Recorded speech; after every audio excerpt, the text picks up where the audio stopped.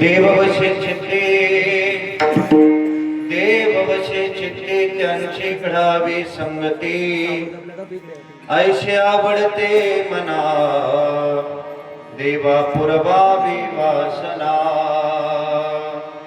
हरिजनासवे भेटी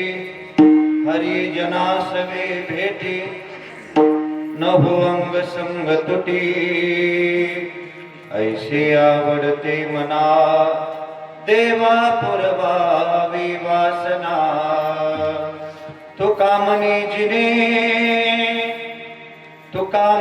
जिने भले संत संगष्टने ऐसे आवडते मना देवा पुरवावी वासना विभुं वेणुनादं चरन्तं दुरन्तं स्वयं लीलया गोपविशं दधानं गवामृन्दकानन्दनं चारुहासं परब्रह्मलिङ्गं भजे पाण्डुरङ्गं महायोगपीठे तटे भीमरत्या वरं पुण्डरीकाय दातुं मुनीन्द्रैः समागत्य तिष्ठन्तमानन्दकन्दं परब्रह्मलिङ्गं भजे पाण्डुरङ्गं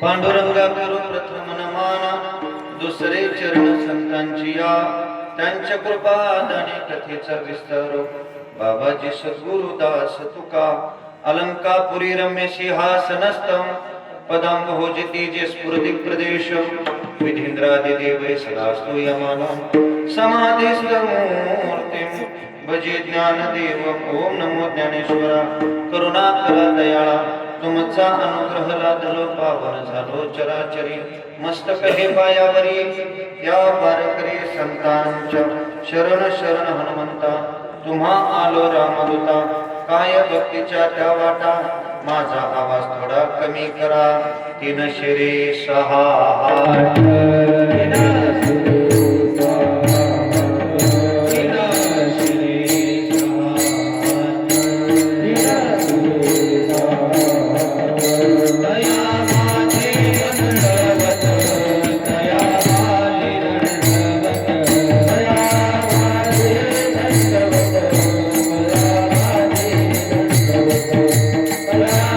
Yeah.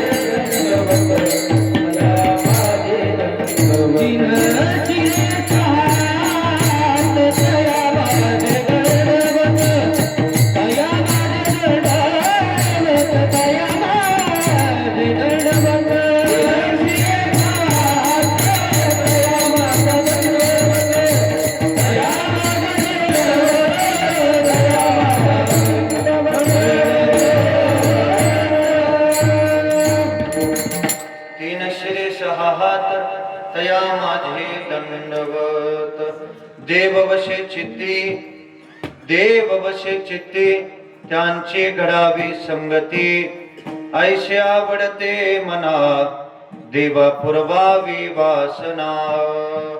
प्रस्तुत प्राप्त प्रसंगी भगवान परमात्म्याच्या चरण सेवेकरता निवडलेला अभंग जगद्गुरु जगदवंदनी देवचे सुप्रसिद्ध साधू वैराग्याचे मूर्तिमंत पुतळे ज्यांनी पंचमवेद असणारा गाथा निर्माण केला असे देहू निवासी श्रीमंत श्री जगद्गुरु तुकोबाराय यांचा 4 चरणाचा आणि भगवान परमात्म्याच्या समोर प्रार्थना करणारा, भगवान परमात्म्याच्या समोर याचना मागणी करणारा अभंग सेवेसाठी घेतला.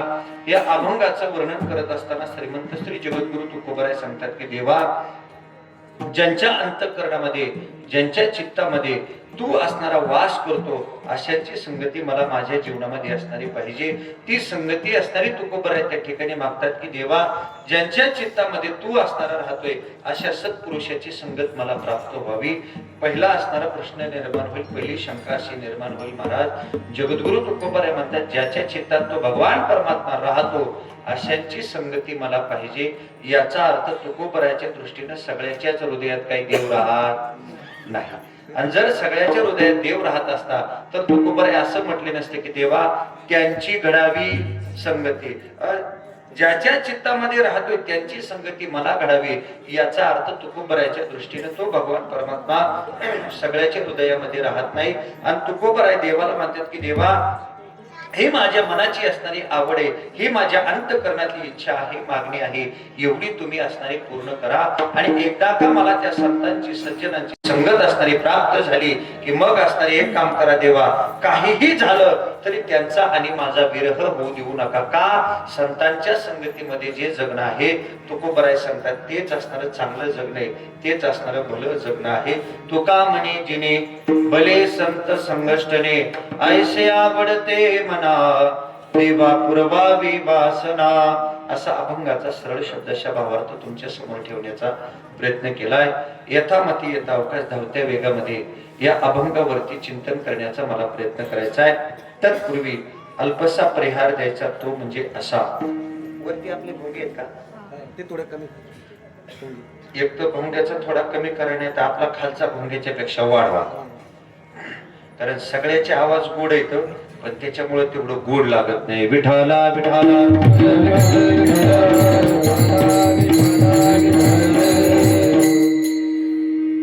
अल्पसा परिहार द्यायचा, तो म्हणजे असा. आज आपल्या या श्री क्षेत्र खोपी गावामध्ये चालू असलेला हा भगवान दत्तात्रयांच्या जन्म उत्सवानिमित्त हा अखंड हरिनाम सप्ताह, भगवान परमात्म्याचा चिंतन नामक कीर्तन सोहळा गेल्या 17 वर्षापासून असणारा हा चालू आहे. आणि ही या सप्ताहाचं 18वं वर्ष असणार पूर्ण होतंय. म्हणजे आता इथून पुढे मतदान करायला हरकत, मतदान करायला हे 18 वर्ष पूर्ण व्हावी लागतात. आणि लग्न करायला सुद्धा झालंय की आता लग्न व्हायला सुद्धा मुलाला 21 लागते आणि मुलीसाठी 18 वर्ष सांगितले. याचा अर्थ लग्न करायला सुद्धा अक्कल लागते असं शासनाचं म्हणणं आहे. कमी वयामध्ये लग्न करणं म्हणजे कमी अकलेमध्ये लग्न केले की संसार करता येत नाही. म्हणून शासनाचं म्हणणं आहे 18 वर्षे तरी. सोपं सांगू का, आपल्या या नामयज्ञाला 1.5 तप असणार आता पूर्ण झाले. 18 वर्षे असणारी पूर्ण होत आहेत. आणि त्या 18 वर्षातील आजची असणारी ही जागराची म्हणजे पूर्वसंध्येची कीर्तन रूपी सेवा माझ्यापर्यंत असणारी या ठिकाणी आली. ही आजची सेवा असणारी प्रारब्धानं माझ्यापर्यंत प्राप्त झाली. मी प्रारब्ध याच्यासाठी म्हटलं, अन्न मान धन हे तो प्रारब्ध आधी. एखाद्याला भोजन प्राप्त व्हायचंय, एखाद्या ठिकाणी अन्न प्राप्त व्हायचंय, त्याच्यासाठी प्रारब्ध अनुकूल असावं लागतंय. एखाद्याला मान जीवनामध्ये प्राप्त व्हायचा आहे त्याच्यासाठी सुद्धा प्रारब्धच अनुकूल असावं लागतंय. आपल्याच पैसे कार्यकर्त्याला देऊन मोठ्याने बॅनर लावून मान मिळत नसतो, तो फक्त पैसा जात असतो. मान मिळण्यासाठी अंतःकरणामध्ये जागा करावी लागते. मान असणारा हा प्रारब्धाने मिळतो आणि धन सुद्धा प्रारब्धाने मिळतो. काही कितीही प्रयत्न करतात पण धनच मिळत नाही. काही नुसती खाऊन झोपतात तरी सरत नाही. तुम्ही म्हणाल असं का? त्याचं कारण आहे प्रारब्धाची जोडे धन आणि प्रारब्धाची वाढे मान. हे सगळं असणारं प्रारब्धाच्या अधीन आहे. म्हणून एखाद्याला संपत्ती जास्ती प्राप्त झाली म्हणून कुणी त्याच्यावर जळायचं नाही, आणि एखाद्याला कमी मिळाली म्हणून त्याने असणारं दुःख मानायचं नाही. हे ज्याच्या त्याच्या प्रारब्धाचा असणारा विषय. 18 असणारे वर्ष या नामयज्ञाला पूर्ण होतात. आणि आजची ही सेवा मी तर असं म्हणेल, अर्जुन महाराज, ही सेवा आपल्या भाग्यात होती. महत्वाचं वाक्य सांगू का? अंतःकरणामध्ये जर एखादी सद्वासना असेल, आजच्या अभंगातच आहे, वासना शब्द तुकोबराय वापरतात. अंतःकरणामध्ये जर सद्वासना असेल तर ती तो भगवान परमात्मा पूर्ण केल्याशिवाय राहत नाही. एखाद्याला जर बसलेल्याला असं वाटलं की मला पंढरपूरला जायला पाहिजे, अंतःकरणामध्ये सद्वासना निर्माण झाली की तो भगवान परमात्मा पूर्ण केल्याशिवाय राहत नाही. पण आपल्या मनात येतच नाही. मला अंतःकरणामध्ये सद्वासना आली की तो भगवान परमात्मा पूर्ण करत असतो. आणि अगदी त्याप्रमाणे ही सेवा असणारी माझ्यापर्यंत आली. या सेवेसाठी उपस्थित असणारी सर्वच गुणीजन महाराज मंडळी सर्वांच्या चरणी नतमस्तक होतो. त्यामध्ये ज्यांनी मगाशी सुंदर चाल गायली आमचे आदरणीय पुजारी महाराज आणि त्यानंतर आदरणीय स्वप्नील महाराज, तुमच्या दोघांनाही खूप खूप धन्यवाद. मला गाणं आठवत होतं पण राग आठवत नव्हता. कारण सध्याचा काळच असा आहे, राग आठवत नाही. पण विशेष करून महाराज चाल म्हणत असताना, एखाद्या रागामध्ये चाल गात असताना त्या रागाशी, त्या भजनाशी, त्या स्वराशी एवढं एकरूप व्हावं की त्या स्वरामध्ये सुद्धा भगवान परमात्म्याचं दर्शन व्हावं, एवढं त्या स्वरात एकरूप व्हायचं. नाहीतर राग आळवितो नाना आणि काय गातो कळेना, बसलेल्याला कळेना आणि म्हणणाराला सुद्धा वळेना, त्याचा काही उपयोग आहे का? म्हणून तुम्हाला दोघांनाही खूप खूप धन्यवाद. त्याचप्रमाणे आमचे आदरणीय हरिभक्तीपर्यंत आमचे जुने असणारे मित्र अर्जुन महाराज तेही या ठिकाणी उपस्थित आहेत. त्याचप्रमाणे विशेष करून समाजी महाराज, ज्यांच्यामुळं मला खोपीचं दर्शन झालं, असे आमचे आदरणीय हरिभक्तीपर्यंत आमचे जीवलग मित्र राहुल महाराज तेही या ठिकाणी उपस्थित आहेत. कारण लग्न जमवायला कुणीतरी पप्पाजी महाराज एखादा मध्यस्थी लागतोच. मला अनुभवी, तुम्हाला काय माहिती, पण मला अनुभव. मी तर सगळ्यांना एकच विनंती करत असतो, गड्या ज्याचं ज्याचं लग्न झालंय त्याला हात जोडून एक विनंती, आपलं लग्न जमवताना कुणीतरी मध्यस्थी होतं म्हणून जमलंय. मग आपल्या लग्नाला जर कुणीतरी मध्यस्थी केली असेल तर आपण सुद्धा मरायच्या अगोदर एक मध्यस्थी केल्याशिवाय मरायचं. एवढं जर केलं तर कुणीच राहायचं नाही. विठाला विठाला.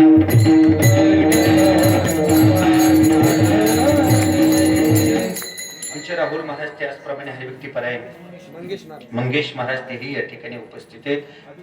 आणि विशेष करून माझ्याच राशीचे असणारे आमचे अभिषेक महाराज तेही या ठिकाणी उपस्थित आहेत. आणि ज्यांची सुंदर मृदंगावरती थाप असणारी या ठिकाणी पडते असे आमच्या आदरणीय हरिभक्तीपरायण स्वप्नील महाराज, तुम्हालाही खूप खूप धन्यवाद. मला एक विनंती करायची जमली तर बघा, पकवास थोडा मोठा आणा महाराज. माफी मागून वाक्य बोलतोय एवढं, त्याचं कारण आहे महाराज, पकवाज वाजवणं इतकी सोपी गोष्ट नाही. गायन करणं बी सोपी नाही, पण त्याच्यापेक्षा पकवाज वाजवणं मात्र अवघड गोष्ट आहे. आणि विशेष करून मला एक बरं वाटलं, पकवाजाला तब्येत असणं लय महत्वाचं आहे मला. नाहीतर आमच्या मंगेश बाबाने जर पकवाज वाजवायचं म्हटलं तर पकवाज मंगेश बाबाला घाबरायचं नाही, पण मंगेश बाबा पकवाजाला घाबरल्याशिवाय तब्येत पाहिजे महाराज. मग ते सहज अगदी पकवाज असणारा त्या ठिकाणी वाजवता येतो. म्हणून तुम्हालाही धन्यवाद. आणि ज्यांची मला सुंदर हार्मोनियमची साथ आहे आमचे भिंताडे भाऊ, तुम्हालाही खूप खूप धन्यवाद. सर्वच असणारे आमचे चोपदार भाऊ, आमच्या संस्थेतील असणारी बालगोपाळ मंडळी, विनेकरी बाबा, आणि हे लहान लहान असणारे आमची बालगोपाळ मंडळी, लय गार लागतंय रे. मगाशी अर्जुन महाराज तुम्ही त्यांना एवढं नाचवलंय, मला वाटतं आता त्यांची थंडी गेली असेल. पण जर मध्ये मध्ये तुम्ही नाचायचं बंद केलं तर परत थंडी आल्याशिवाय राहणार, म्हणजे सारखं नाचावं लागते. बघा आमच्या पाठीमागे बसलेले महिला मंडळ, पुरुष मंडळी सर्वांच्या चरणी नतमस्तक. अभंगाकडे वळण्याचा प्रयत्न करतो. आमचे चेअरमन खूप लांब बसलेकडे, जरा पुढे आला तर बरं होईल. ओळखीची माणसं जवळ असल्यावर जरा धाडस करता येते बोलायला. आणि विशेष करून ज्यांची सुंदर साऊंड सिस्टीम नाही पण ज्यांची ऑपरेटिंग साऊंड सुंदर आहे असे आमचे कुमार भाऊ, तेही सिस्टीमच्या जवळ असणारे बसले. तुम्हालाही खूप खूप धन्यवाद. आणि विशेष करून सर्वांनी या सप्ताहाला सहकार्य करून सर्वांच्या सहकार्यानं हा नामयज्ञ या ठिकाणी चालू आहे. म्हणून सर्वांना या ठिकाणी धन्यवाद. अभंगाला प्रारंभ. विठाला विठाला.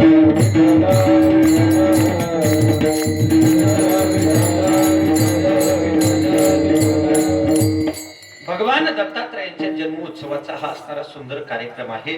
भगवान दत्तात्रय म्हणजे ब्रह्मा विष्णू आणि महेश या तीनही देवतांचा एकत्रित अवतार म्हणजे भगवान दत्तात्रयांचा अवतार आहे. भगवान दत्तात्रयांच्या वडिलांचं नाव आहे अत्रि ऋषी आणि आईचं नाव आहे आईचं पास. मला तेच ऐकायचं होतं कोण काय म्हणते. अनसूया हे मूळ नाव आहे पण अनुसया हे त्याचं अपभ्रंश रूप आहे. तसं तर आपल्याकडं अनुसया म्हणत नाही आणि अनुसूया तर कोणच म्हणत नाही. लय झालं तर आपल्याकडं आमच्याकडे गावात अनुसया नाव आहे तिचं, तिला अनसनानी म्हणतात. मूळ नाव अनसूया आहे, अनुसया नाही. का? त्याचं कारण आहे असूया नावाचा दोष असणारा सांगितला जातो आणि हा असूया नावाचा दोष जिच्याकडं नाही तिला म्हणतात अनसूया. आता असूया दोष म्हणजे काय 1 मिनिटात सांगतो, अभंगाकडे वळण्याचा प्रयत्न करतो. हे आमच्या माता मौल्या कुठे एखाद्या मोठ्या कार्यक्रमाला जर गेल्या, कार्यक्रमाला जात असताना कुठे गावातल्या 10-5 जणी एकत्रित असणाऱ्या गेल्या, जाताना सुंदर सर्वांनी साड्या परिधान केल्या आणि लग्नाला गेल्यानंतर त्याच्यापैकीची एका जणीची साडी थोडीशी चांगली होती. ह्या 4-5 जणी तिचं वर्णन करत होत्या की बाई किती चांगली साडी आहे, जरा महागाची असेल, जरा चांगली साडी आहे. 4-5 जणी वर्णन करत होते पण एकीला काय ते पटलं नाही म्हणून का खपलं नाही म्हणून, एकीला काय ते पटलं नाही आणि ती जवळ जाऊन त्यांना विचारू लागली का ग नुसतं मागापासून सुंदर आहे म्हणतात, महाग आहे म्हणतात, किती महाग असले किती साडी चांगली असली मग तिने काय घरी घेतली का काय. मग दिवाळीला भावाकडे गेली त्यावेळेस तिला भावानं दिलेली. मी म्हणतो भावानं देऊ द्या, बहिणीने देऊ द्या, चांगली आहे तर चांगली म्हणायला काय हरकत आहे. चांगली असून चांगली म्हणण्याची वृत्ती जिची होत नाही याला म्हणतात असूया दोष. आणि हा असूया दोष जिच्याकडे नाही तिला म्हणतात अनसूया. विठाला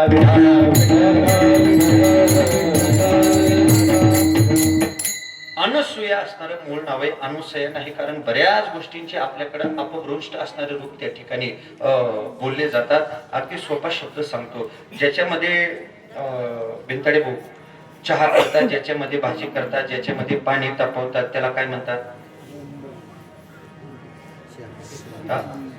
माझी शपथ घेऊन सांगा त्याला काय म्हणतात. त्याचं मूळ नाव आहे महाराज बहुगुण. पाटील नंतर म्हणतात बहुगुण मूळ नाव आहे. का? त्याच्यामध्येच पाणी तापवता येते, चहा त्याच्यामध्ये, भाजी त्याच्यामध्ये, अनेक गोष्टी एकाच ठिकाणी करता येतात म्हणून त्याला महाराज बहुगुण म्हटलं जातं. पण त्या बहुगुण्याचं तुम्ही आणि भगुल केलं म्हणा. अगदी तसं मूळ नाव हे अनसूया आहे पण त्या अनसूया नावाचं आपण अनुसया असणार केलं पण मूळ नाव असणार ते अनसूया आहे. भगवान दत्तात्रयांची असणारी माता आणि भगवान दत्तात्रयांचा आता उद्या जन्म उत्सव असणारा या ठिकाणी साजरा करायचा आहे. उभ्या महाराष्ट्रामध्ये नाही उभ्या भारतामध्ये असणारा हा उत्सव या ठिकाणी साजरा होतो आणि तोच उत्सव आपल्या खोपी गावामध्ये सुद्धा गेली 17 वर्षापासून या ठिकाणी होतोय. हे आपलं असणारं भाग्य आहे. विठाला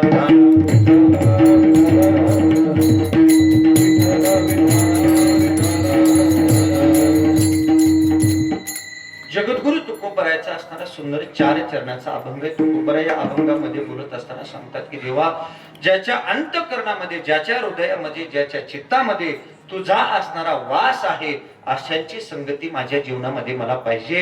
ही मागणी असणारी तुकोबराय देवाकडे करतात. मी मागाशी तुमच्या समोर शंका मांडली होती का हो, ज्या अर्थी तुकोबराय म्हणतात की ज्याच्या चित्तात देव राहतोय त्याची संगती द्या. म्हणजे तुकोबरायच्या दृष्टीने सगळ्याच्याच हृदयात काही देव राहत नाही. आता तसं तर कोणाच्या हृदयात अर्जुन महाराज कोण राहतं हे काही सांगता येत नाही. फक्त माझ्या हनुमंतरायाचं मला सांगता येते, कारण त्यांनी छाती विदीर्ण केली आणि मग छातीमध्ये राम पंचायतन असणारं दाखवलं. आता आतमध्ये काय राहते, आपल्याकडे एक मन आहे, ऊपर से तो खूप बनी अंदर की राम जाने, लक्ष्मण जाने, भरत जाने आणि शत्रुघ्न ही जाने. आपल्याला काय माहिती महाराज, बाहेरकडे पाहिल्यावर लक्षात येत नाही महाराज, पण महत्वाचं वाक्य सांगतो. प्रत्येकाच्या हृदयामध्ये तो भगवान परमात्मा आहे. मी सांगत नाही, भगवान परमात्मा गीतेमध्ये सांगतात ममैवांशो जीवलोके जीवभूत सनातनः मनश्चष्टानि इंद्रियाणि प्रकृतिस्थानि कर्षति सर्वा घटी राम देहादेहि एक सूर्य प्रकाशत सहस्र रश्मी विठ्ठल जळी तळी भरला विठ्ठल जळी तळी भरला विठ्ठल जळी तळी भरला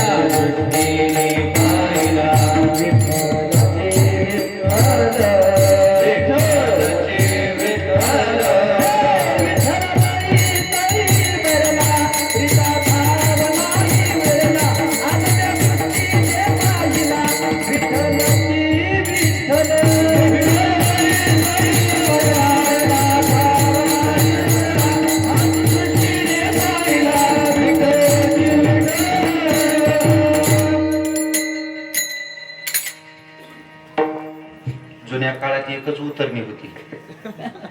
हे नव्या काळात डबल उतरण्याची सवय लागली. बऱ्याचशा गाड्या एकदा ब्रेक दाबलं की त्यांना लागते, पण बऱ्याच अशा गाड्या त्यांना ब्रेक पॅडल सोडून परत एकदा दाबावं लागते तेव्हा ते ब्रेक लागते.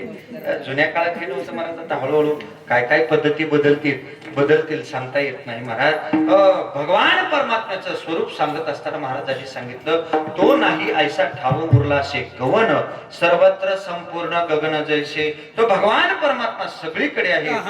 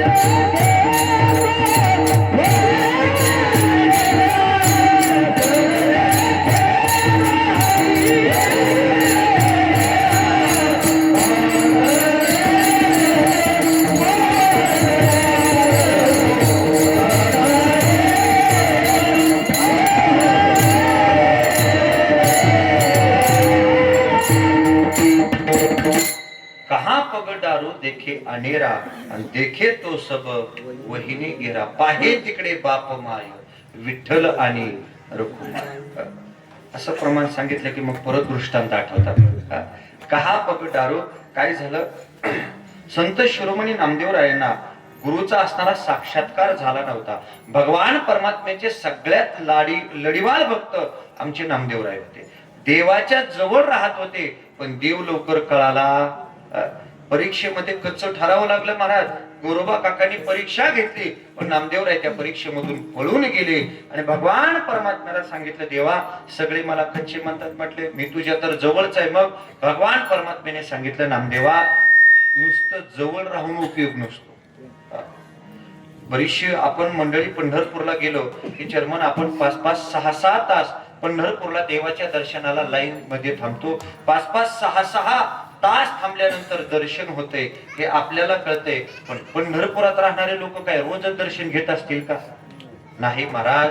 देव जवळ असून उपयोग नाही, देव कळणं महत्वाचं. मग नामदेवरायला सांगितलं, तुम्हाला औंढ्या नागनाथला जावं लागेल आणि तिथं असताना तुम्हाला गुरूंचा साक्षात्कार होईल.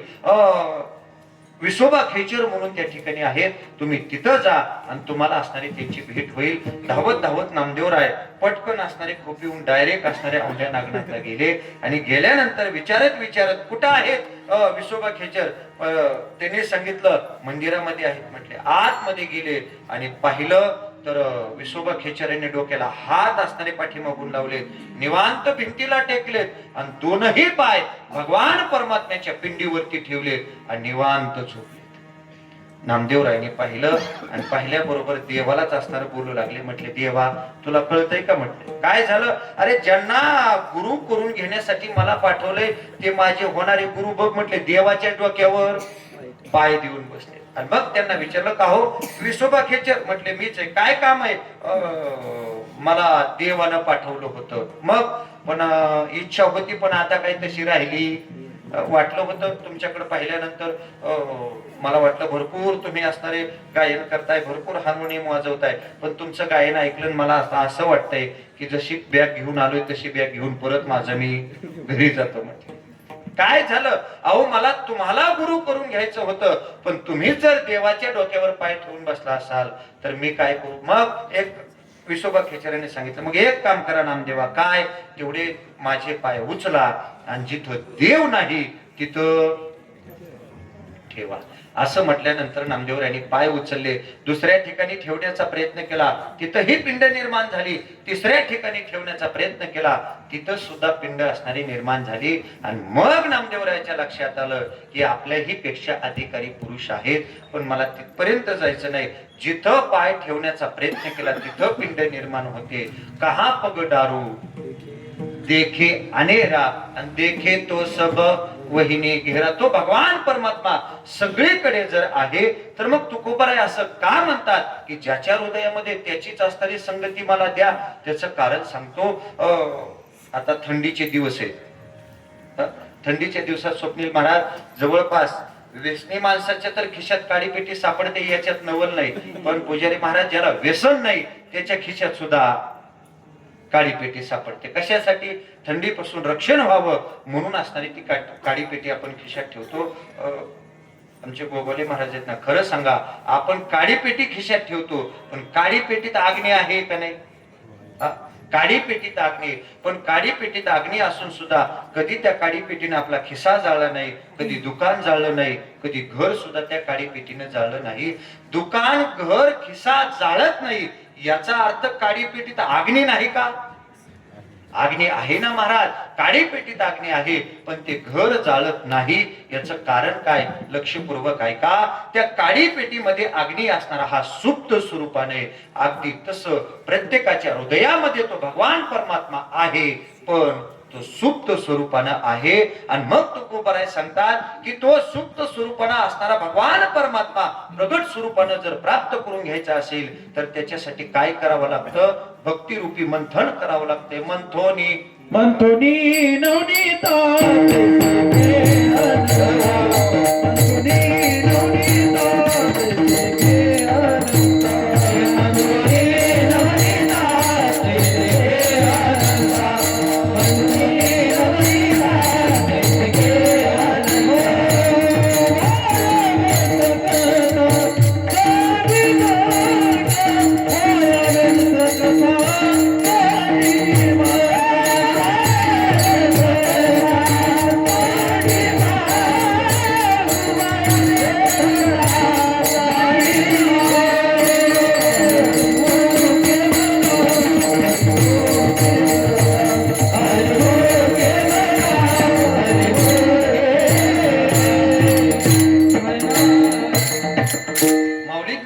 हरिपाठामध्ये त्याच्यासाठी उदाहरण देतात.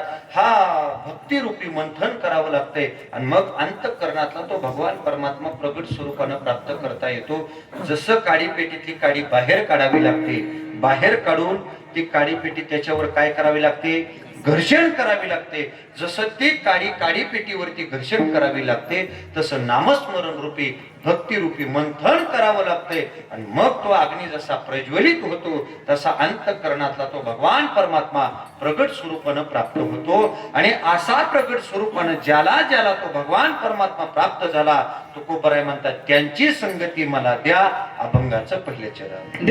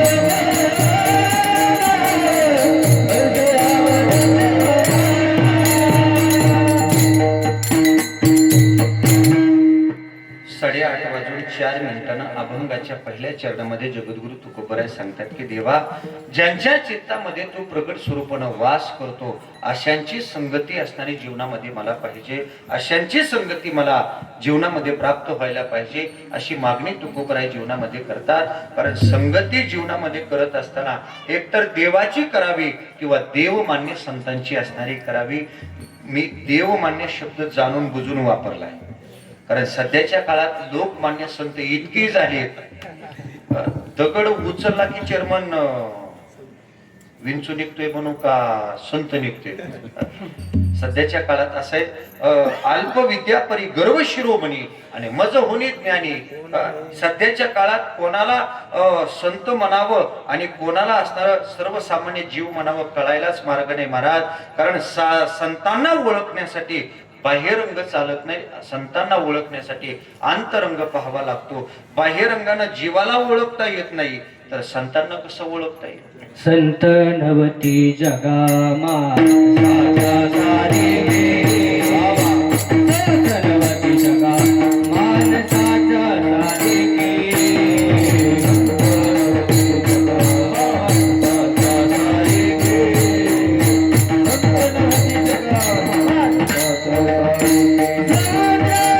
नवती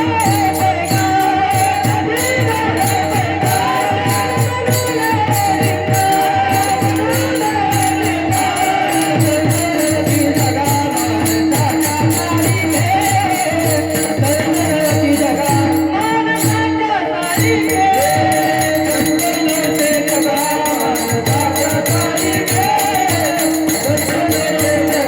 मानसाचा सारे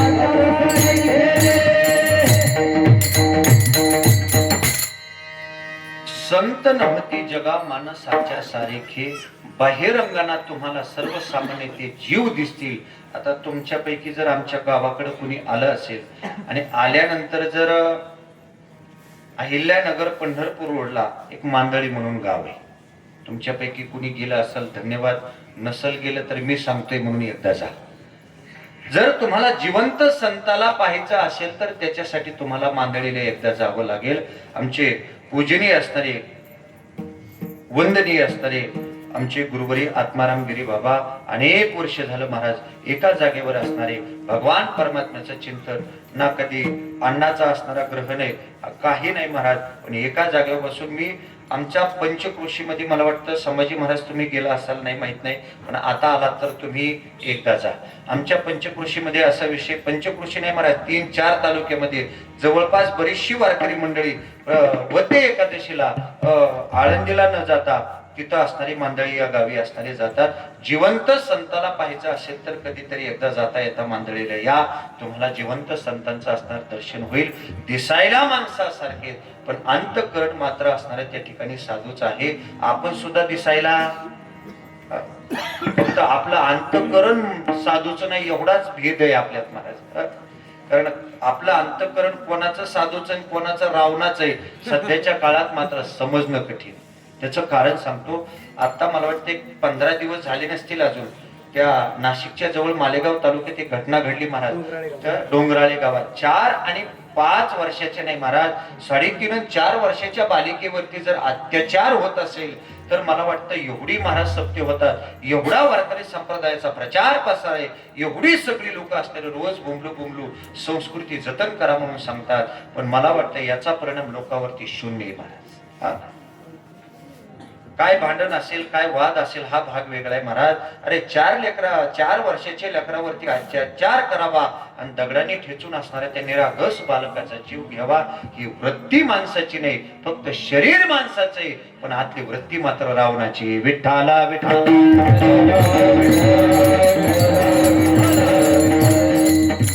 काय होते महाराज, आपला अधिकार पडतोय कमी आणि आपलं बोललेलं ऐकतेच कोण महाराज. नाहीतर खरं सांगू का, हे असे अत्याचार करणारे, हे बलात्कारी असणारे, हे कुठंतरी पोलिसांनी धरून न्यायचे, जेलमध्ये टाकायचे, 10-20 वर्ष सांभाळायचे, परत कुठल्या तरी पळवाटीनं त्यांना बाजूला काढायचे आणि परत असणारे नको त्या गोष्टी करणारे परत बाहेर निघतात आणि परत त्याच गोष्टी असताना करायला प्रारंभ करतात. मला तर असं वाटतं जेवढी जेवढी अशी अत्याचारी बलात्कारी सापडतील ना, यांना पोलिसाच्या ताब्यात द्यायचं नाही. मग यांना जिथं जिथं जिल्ह्याचं किंवा तालुक्याचं ठिकाण असेल, चेअरमन भर चौकात असल्या जाती घेऊन जायचं. आणि रॉकेलनं नाही, कारण आता रॉकेल बंद झाले. पेट्रोलनं असल्या जाती पेटवायच्या आणि मरेपर्यंत पेट्रोल आपण पुरवायचं. पण ही जिवंत माणसं जाळायची. त्याचं कारण सांगतो, असे जर 10-5 अत्याचारी जिवंत झाले तर उभ्या महाराष्ट्रातले बलात्कार नाही बंद झाले तर मला म्हणा. जो अत्याचार करतोय त्याला सुद्धा माहिती ही कायदा सुव्यवस्था आपल्याला काही सुद्धा करू शकत नाही. म्हणून त्यांचं मनोबल असणारं वाढत चाललंय. बाहेरंगानं माणसं आहे पण अंतरंग मात्र त्यांचा. मी तर म्हणे लोक रावणाला वाईट म्हणतात, रावणापेक्षा नीच माणसं जन्माला आले. रावण चांगला होता. मी नेहमी या रावणावर बोलत असतोय. आलाय विषय म्हणून 2 मिनिटं बोलतो. संभाजी महाराज रावण वाईट नव्हता, तुम्ही आम्ही रावणाला वाईट ठरवले. खरंच सांगा, रावणानं कधी विभीषणाचा बांध कोरलाय का? नाही महाराज. रावण येतो अजून सोपं सांगतो, एवढा तुम्ही आम्ही रावणाला वाईट म्हणतो, पण रावणानं सीता मातेला अशोक वाटिकेमध्ये ठेवलं, पण कधीही सीता मातेला रावणानं स्पर्श केला नाही. याचं नाव आहे रावण. मग तुम्ही म्हणाल जर स्पर्श केला नाही आम्ही त्याला वाईट म्हणतो का? सीता मातेचं हरण करायची काय गरज होती? रावण काय आपल्यासारखा वेडा होता का काय? त्या काळातला सगळ्यात प्रखंड विद्वान ब्राह्मण म्हणून रावणाची गणती केली जायची. महाराज रावण सामान्य नव्हता. ज्या वेळेस असताना नारदाची रावणाची भेट झाली, रावणानं नारदाला विचारलं, महाराज मला देवाची भेट लवकर करून घ्यायची, भेट लवकर कशाने होईल मार्ग सांगा. त्यावेळेस नारदांनी मार्ग सांगितला. म्हटले हे बघ, तुला जर मोठं व्हायचं असेल तर त्याच्या पक्षात राहून त्याचा झेंडा खांद्यावर घेऊन त्याचा प्रचार करून तुला मोठं होता येणार नाही. मग काय करावं लागेल? तुला त्याच्या विरोधात फॉर्म भरावा लागेल. संध्याकाळी तुला जेवायला घरी बोलवते. हे कुणी सांगितलं? नारदांनी रावणाला सांगितलं, रावणा त्या देवाची भक्ती सख्य भक्ती करून तो तुला प्राप्त होणार नाही. मग वैर भक्ती कर, तो भगवान परमात्मा तुला प्राप्त झाल्याशिवाय राहणार नाही. तो भगवान प्रभू रामचंद्र लवकर मिळावा म्हणून रावणानं देवाशी वैर पत्करलं. आणि लोक म्हणतात रावण वाईट होता. अजून सोपं सांगू का? हे दसऱ्याच्या दिवशी त्या रावणाला पेटवतात महाराज. काय कुठून प्रथा आली मला काय माहिती नाही, पण ते भुशाचा किंवा कपड्याचा रावण बनवतात आणि त्या रावणाला पेटवतात. ही पेटवणारी जी जात आहे ना महाराज, मी माणसं म्हणणार नाही, मी ही जात म्हणतोय. त्याचं कारण आहे ही वेगवेगळ्या सगळ्यातून येतात म्हणून यांना मी जात म्हणतोय. ही पेटवणारी जी जात आहे, ज्यावेळेस ही धनुष्य पेटून हातात घेतात ना, त्यावेळेस त्यांनी डोळे बंद करायचे आणि आपल्या अंतःकरणाला फक्त एकच प्रश्न विचारायचा, तो बरा का हा बरा? आणि जर अंतःकरणाने आवाज दिला की तुझ्यापेक्षा तू बरा आहे, धनुष्य खाली ठेवावं आणि भुष्याच्या रावणाचं दर्शन घ्यावं. विठाला बाहेरंगानं संतांना ओळखणं कठीण आहे. म्हणून संतांना ओळखण्यासाठी अंतरंग पाहावा लागतो. अहो सर्वसामान्य माणूस जर बाहेरंगानं कळत नाही, वरी भगवा झाला नामे, पण आतला आहे तसंच आहे सगळं. काय उपयोग आहे महाराज त्याचा? म्हणून महाराजांनी सांगितलं, अहो आपण बोलता बोलता म्हणतो महाराज त्याच्या स्वरूपावर नका जाऊ, त्याच्या कपड्यावर नका जाऊ. का की लय आतल्या कशाचंही म्हणतात बाहेर रंग सुंदर आहे पण म्हटलं आतल्या गाठीचे, म्हणजे ही आतली गाठ असणारी प्रत्येकाला असते. म्हणून संतांना अंतरंग पाहावा आणि मनुष्याचा बाह्यरंग असणारा पाहावा. अंतरंग ज्याचा पवित्र आहे त्याला संत असणारे म्हणतात. आणि अशा संतांची संगती जगद्गुरु तुकोबराय जीवनामध्ये असणारी भगवान परमात्म्याकडे अशा संतांच्या संगतीची मागणी करतात. कारण संगती जीवनामध्ये अशी, अर्जुन महाराज एखाद्याचा उद्धार व्हायचा असेल त्याला कारणीभूत संगती, आणि एखाद्याचा अधःपतन व्हायचंय त्याला सुद्धा कारणीभूत संगती. आपल्या खोपी गावात पतन उद्धार संगाचा महिमा,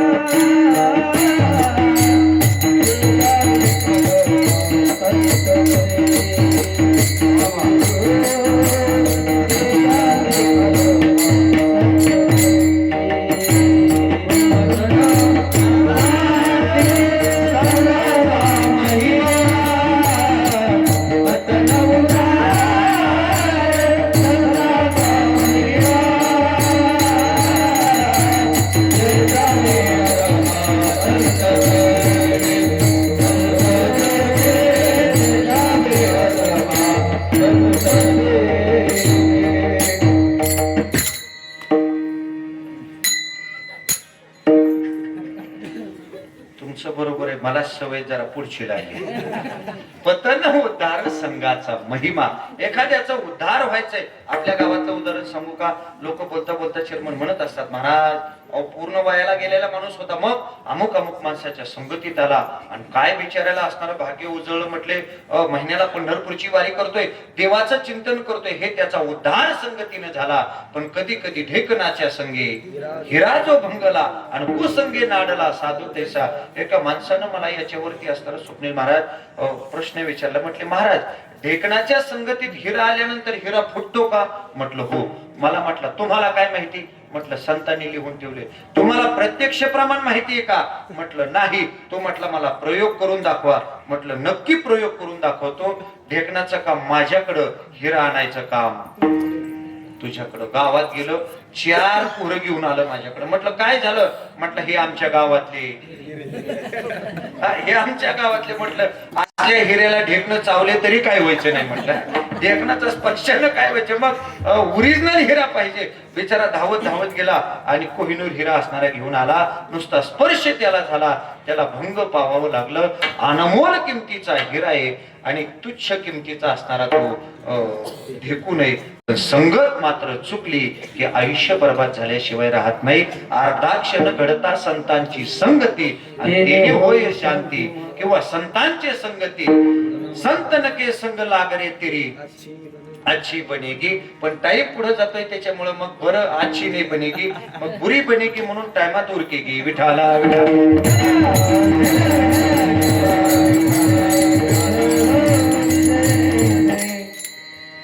आयुष्यात महाराज माझं सगळ्यांनी ऐकलं, फक्त 2 गोष्टीने 2 माणसांनी माझं ऐकलं नाही. एक म्हणजे माझ्या हातातलं घड्याळ आणि एक म्हणजे नाही तरी सांगते कळल कळल. ज्याचं ज्याचं झालंय त्याच्यासाठी प्रमाण सांगतो. जावे त्याच्या वंशा तेव्हा चेअरमन ज्यांचं झालंय त्यांच्यासाठी अजून एक प्रमाण सांगू का? एकच प्रमाण आहे आपल्यासाठी. ठेविले अनंते तैसेचे राहावे आणि चेते असू द्यावे. माफ करा, एक वाक्य बोलतो. बरीच लोकांना संसार रूपी आंबा खाण्याची इच्छा आहे. ज्याने खाल्ला नाही त्याला वाटतं कधी हा संसार रूपी आंबा खाईल, आणि ज्याने खाल्लाय ते म्हणते नसता खाल्ला. बस याचं नाव आहे संसार. अगदी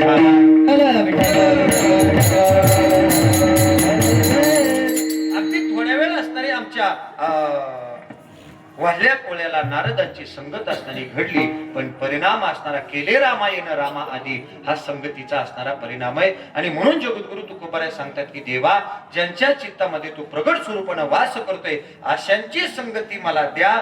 देव बसे चित्ते त्यांची घडावी संगती. आता हे म्हणत असताना सुद्धा सगळ्यांची माफी मागून बोलतोय बरं का. कधी कधी हे शब्द बोलत असताना आपण गाण्याच्या ओघात जर मागं पुढे केले सगळा अभंगाचा अर्थ बदलून जातो महाराज. देव बसे चित्ती त्यांची घडावी आणि मग संगती. पण म्हणत असताना त्यांची घडा आणि पुढचा ह्याच्यात मागं टाकला की मग सगळी विसंगती होऊन जाते. एक वाक्य सांगतो, जमलं तर बघा, नाहीतरी इथंच राहू द्या. ए बारक्या, तुझं नाव काय? सार्थक. सगळ्यांची थंडी काय तुझ्यावरच आली का काय? सार्थक मला सांग, मी एक वाक्य सांगतो, लक्षपूर्वक ऐक बर का. येथे नाचत मासे चालतात. मासे कसे चालतात? मासे नाचत चालतात. मासे कसे चालतात? येथे नाचत मासे चालतात. याच्यातला नाचत शब्दातला तो फक्त पुढे जोडा. काय झालं आता? येथे नाच तमाशे चालतात. वाक्य काय होतं? येथे नाचत मासे चालतात. फक्त नाचत शब्दातला तो माशाला जोडला की येथे नाच तमाशे चालतात. तसं एक शब्द मागे पुढे झाला की सगळा अर्थ असणारा त्या ठिकाणी बदलून जात असतो. म्हणून पहिल्या चरणाचा अर्थ तुमच्या समोर ठेवण्याचा प्रयत्न केलाय. घड्याळ काय माझ्याकडे बघत नाही, पण मी घड्याळाकडे मात्र पाहतोय. 8:45 वाजलेत. म्हणून राहिलेल्या 3 चरणाचा अर्थ राहिलेल्या 2 तासामध्ये सांगण्याचा प्रयत्न करू. तत्पूर्वी अतिशय प्रेमानं भगवान परमात्म्याचं भजन, त्याच्यासाठी सर्वांनी आपापली दोन्ही हात वर करा. जिथपर्यंत माझा आवाज येतोय तिथपर्यंत आपापले हात वर करा. आणि असं काही नाही तुम्हाला वाटेल महाराजाला कुठं मी हात वर केला नाही म्हणून दिसतंय. माझ्यासाठी हात खूप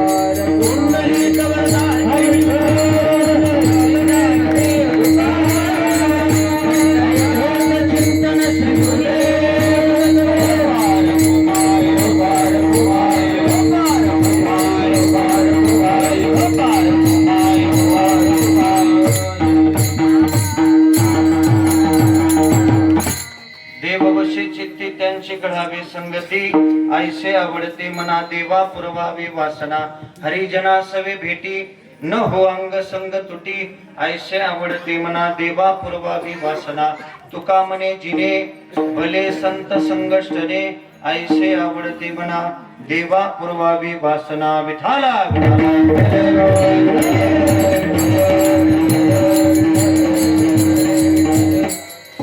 एक चरणाचा अर्थ तुमच्या समोर ठेवण्याचा प्रयत्न केलाय कारण आज दीप प्रज्वलन आहे आणि त्याच्यामुळे मला थोडंसं अगदी वेळेला 9:05 कमी असताना सोडायचंय म्हणून आता फक्त 5 मिनिटं माझ्याकडे शिल्लक राहिलेत। आता आमची सगळी महाराज मंडळी तुम्हाला धन्यवाद देतो आणि तुमची माफी मागतो कारण आता प्रमाण म्हणायला तुम्हाला वेळ नाही आणि प्रमाण द्यायला मी काही इतक्या प्रमाणातला महाराज।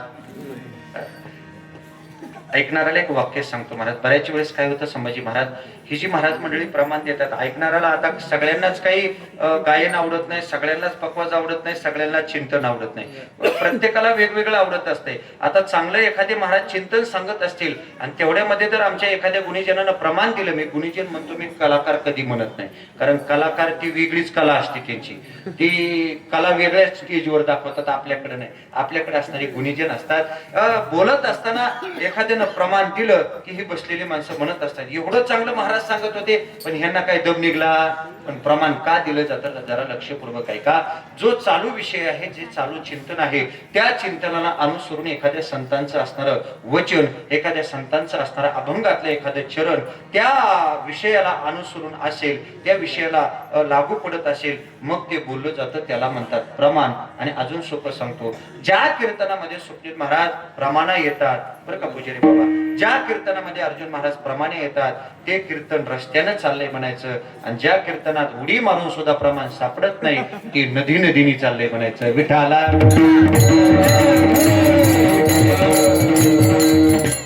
प्रमाण देण्यासाठी गायक प्रमाणात असावा आणि प्रमाण समजून घेण्यासाठी कीर्तनकार बी प्रमाणात असावा, नाही तर मग काही प्रमाणातच राहत नाही महाराज। सध्या माफी मागून वाक्य बोलतो, बरंच असं झालंय कीर्तनकारालाच हरिपाठ पाठ नाही, बाकीच्याची गणती कोण करी।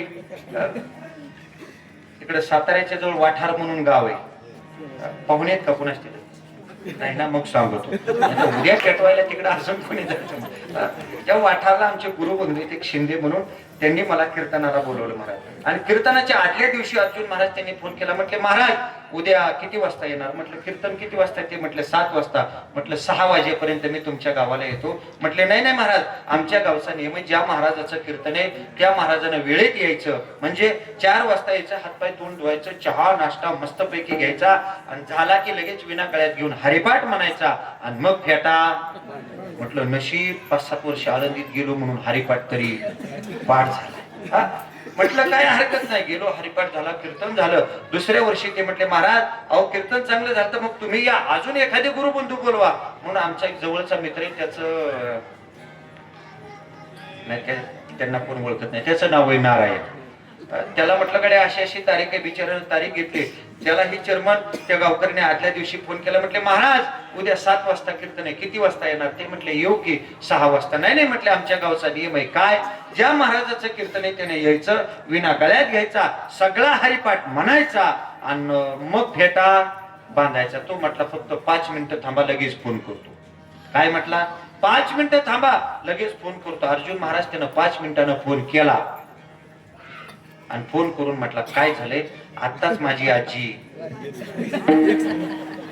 मिलीच म्हणू का, आताच माझी आजी वारली, मला सुतक पडले म्हणून मी काय उद्या तुमच्या गावाला कीर्तनाला येऊ शकत, अरे वागा हरिपाठ पाठ नाही सांग, त्याच्यासाठीच काही गोष्टी बरीच लोक म्हणतात अहो एवढं सगळं चालू लोक सुधरत का नाहीत, त्याच्यातली 2 महत्वाची वाक्य वैकुंठवासी प्रातस्मरणीय गुरुवर्य निवृत्ती बाबा वक्ते आपल्या कीर्तनामध्ये सांगायचे, जोपर्यंत सांगणाऱ्याच्या ठिकाणी आचरण शुद्धता नाही आणि जोपर्यंत सांगणाऱ्याच्या वाणीमध्ये पवित्रता नाही, सत्य वचन नाही, तोपर्यंत ऐकणारावर त्याचा परिणाम होणार नाही।